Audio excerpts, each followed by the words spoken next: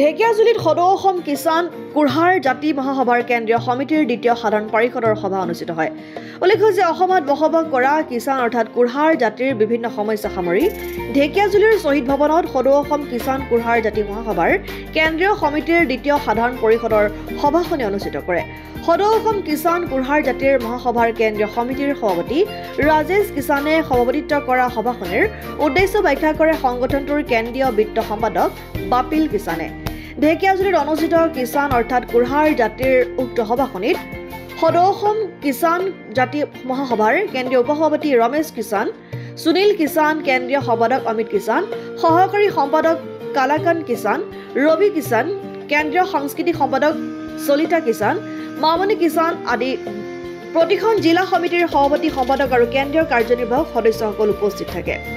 সভাখন আমাৰ দ্বিতীয় কেন্দ্ৰীয় সাধাৰণ পৰিষদৰ বৈঠক আৰু প্ৰথমখন সাধাৰণ পৰিষদৰ বৈঠক যোৱা মাহৰ 20 তাৰিখে চৰাইদেউ জিলাৰ মৰাণ টাউনত অনুষ্ঠিত হৈছিল আৰু তাতে ঠিক কৰা হৈছিল দ্বিতীয়খন তাৰিখ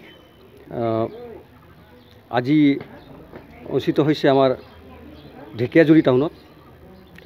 তো এই সাধাৰণ পৰিষদৰ দ্বাৰা আমাৰ কেন্দ্ৰীয় সমিতি আৰু জিলা সমিতিত কৰিব লগা বহুখিনি পদক্ষেপ আছে আৰু যিবিলাক সমস্যা আছে, জাতীয় সমস্যা আছে আমাৰ কিষাণ সমাজৰ, সেইবিলাক খৰচি মাৰি আমি আলোচনা কৰিছোঁ আৰু সম্পূৰ্ণ 1 বছৰৰ কাৰ্যক্ৰমণিকা আমি প্ৰদান কৰিছোঁ জিলাসমূহক।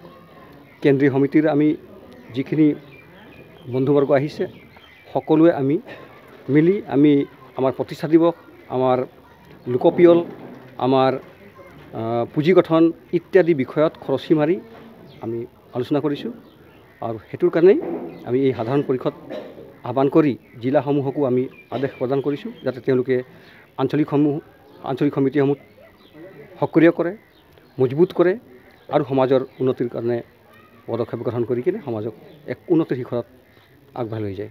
আৰু যিখিনি আমাৰ শিক্ষাৰ্থীসকল আছে আজি লিখি পঢ়ি আজি ডাঙৰ হৈছে, তেখেতসকলৰ যুৱ সন্মিলন, যুৱ কৰ্মশালাৰ দ্বাৰা তেখেতসকলক এক মানৱ সম্পদ ৰূপে গঢ়ি তোলক এই আহ্বান কৰিছোঁ, জিলাসমূহকো আহ্বান কৰিছোঁ। সেইকাৰণে আমাৰ এই সাধাৰণ পৰিষদৰ বৈঠক আহ্বান কৰিছিলোঁ। ঢেকিয়াজুলিৰ পৰা প্ৰশান্ত বৈশ্যৰ ৰিপৰ্ট, অসম আদিত্য।